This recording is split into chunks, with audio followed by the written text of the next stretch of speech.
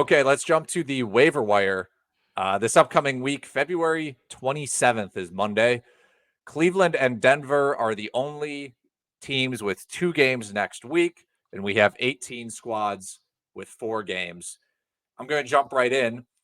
My available in 50% of leagues player is Malik Beasley of the LA Lakers, who is 42% rostered in Yahoo, 39% rostered in ESPN. The last 3 games with LA, averaging 18.3 points.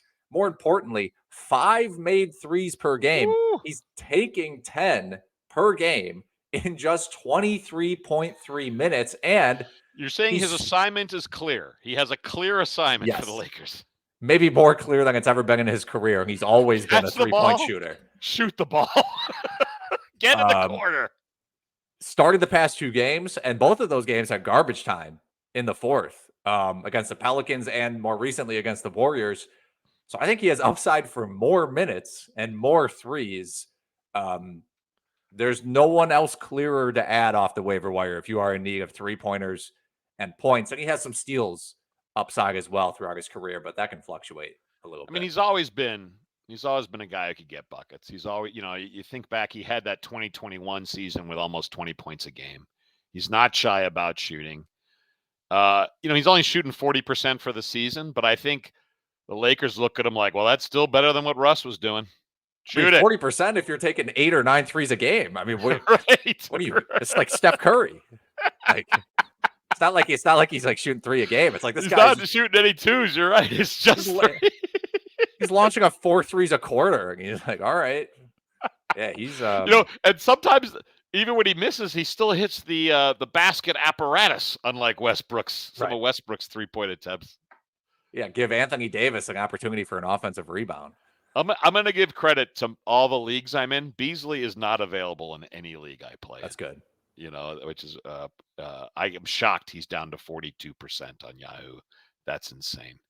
But I love that pick. Probably should have had Beasley in a Laker uniform as the cover.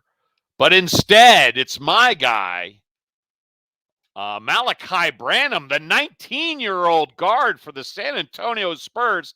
Despite Alex beating the drum for him week after week, he's still only managed in 35% of Yahoo leagues. We can't let Alex have to keep shouting his name, so I'm going to do it here as my pick.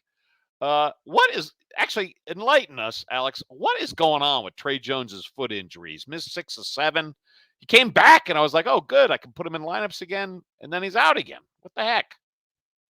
I don't know. I think it's classified as foot soreness, so there's no actual real injury going on here as far as I can tell. Is it tanking? They just want to see what they get out of Malaki? What do you think? I don't know. I mean, foot injuries are tough. Hey, maybe they want to see what they can get out of Devontae Graham. All right. Yeah. Ooh. I think I can tell. You know what they get? 37% shooting. That's what they can get. Yeah. Well, wins. If you're in a deep league and need assists, I mean, you can go to Graham, but then you know exactly what's going to happen. You're going to pick up Graham. You're like, this is awesome, and then Trey Jones is going to come back and play 35 minutes a game, and then or he doesn't, and he just kills your field goal percentage. Right. He has back-to-back 5 for 22 nights, and you're like, oh, what was I thinking? But Branham's been scoring. Hey, last 8 games for Branham, all starts. 18.3 points, 4 rebounds, and 3 dimes with 1.2 stocks and 2.3 triples per game. Those are quality, extremely useful numbers.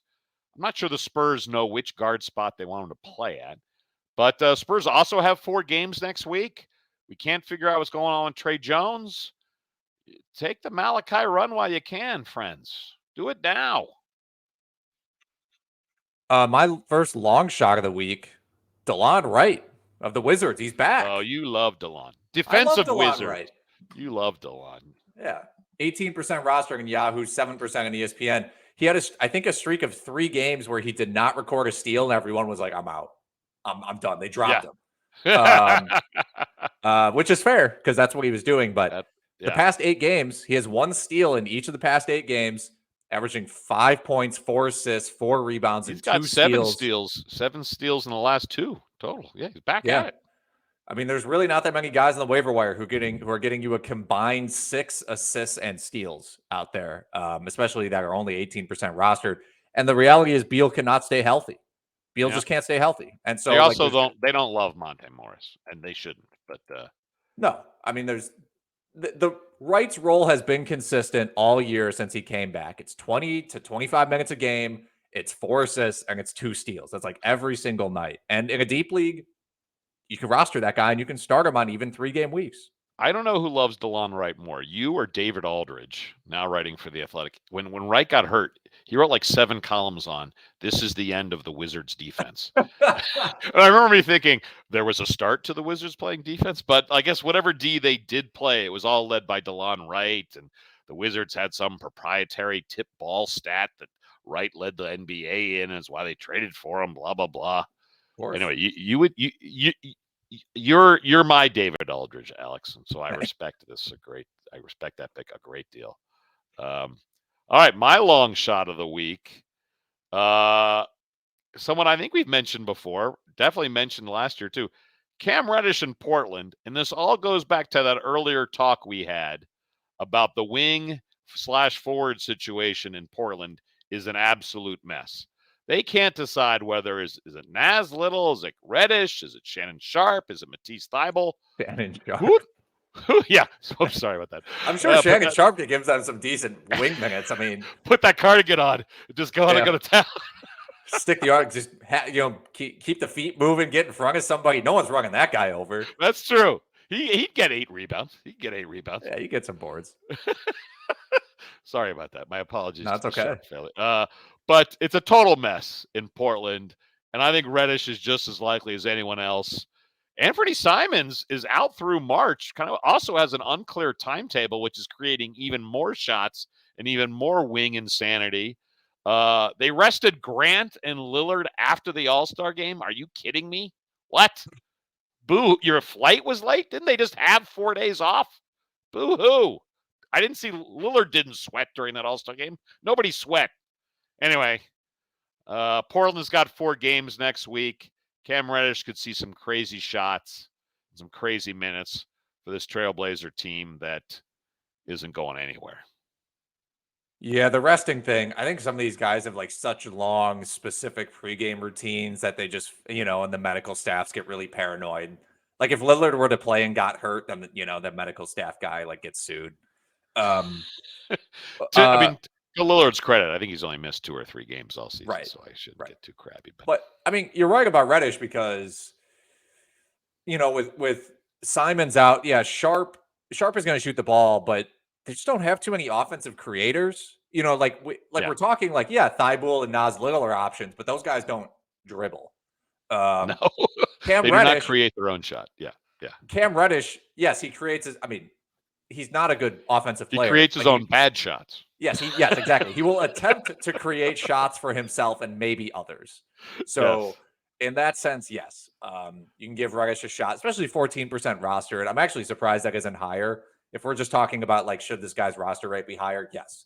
Reddish's roster rate should be higher. As low as I am on him as a player, it should be higher than 14%. Right. He's gonna get minutes this last third of the season because Portland's a mess and they traded for him and they don't want to look like morons. Yeah. Who is your additional pick as we fill in for Shannon's absence? I think I suggested this 2 weeks ago with you guys. This was post deadline. Josh Richardson. And I was banging the drum on him with the Spurs. 22% rostered, 9% on ESPN. He started last game. He started over Trey Murphy last That's game. Insanity to me, but they did it. They're really screwing Murphy's confidence, but go ahead. Oh, well, I agree with you. 29 minutes, 11 points, 3 boards, 3 assists, 3 steals. And his 3 games with the Pelicans, 10 points, 3 assists, 3 rebounds, 3 steals. The man is consistent. What can you say? And his steals have been trending up before he even got to the Pelicans. And given that what they gave up for him, I think obviously they started him. I think they want him to be a legitimate part of the rotation. When is Zion coming back? Who knows? So yeah, I think if you need threes, if you just kind of need again a consistent 10, 3, and 3, he's a guy to turn to. Pelicans free fall. I mean, remember they were second in the West, Yeah. like a month ago, before the Zion injury.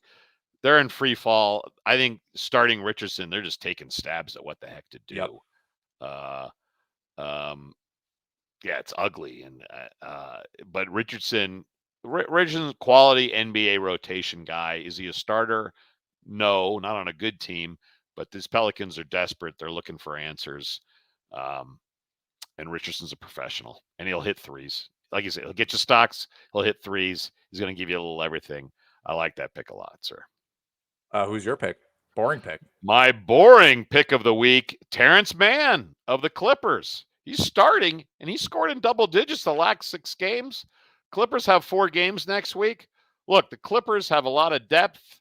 I'm not sure where things are going to shake out with Westbrook and Highland and Gordon and Powell, but they're starting Mann, and they are committed to starting Mann. He's not going to hit a ton of threes for you, but the minutes are crazy. The scoring's nice. I'm trying to think. Yeah, let's see. Let's look at low Mann's. Turnovers as well. If you're in a 9-cat league, very low turnover rate. Very so low that's turnovers. But yeah, last 6 games, over 16 points a game, 5 boards. Doesn't get the dimes you'd like, just under 3 a game, and doesn't get the stocks you'd like. But if you need points, rebounds, and excellent percentages. I mean, last 6 games shooting over 64%, 83 from the charity stripe. He has hit almost 2 threes a game the last 6 games. But they like Mann. They made moves to give Mann more minutes. Hello and goodbye to Reggie Jackson. So I like Mann, but he is a boring pick because this is a deep Clipper team. Right. Try RotoWire free. Go to rotowire.com/try and unlock the paywall by putting in your email.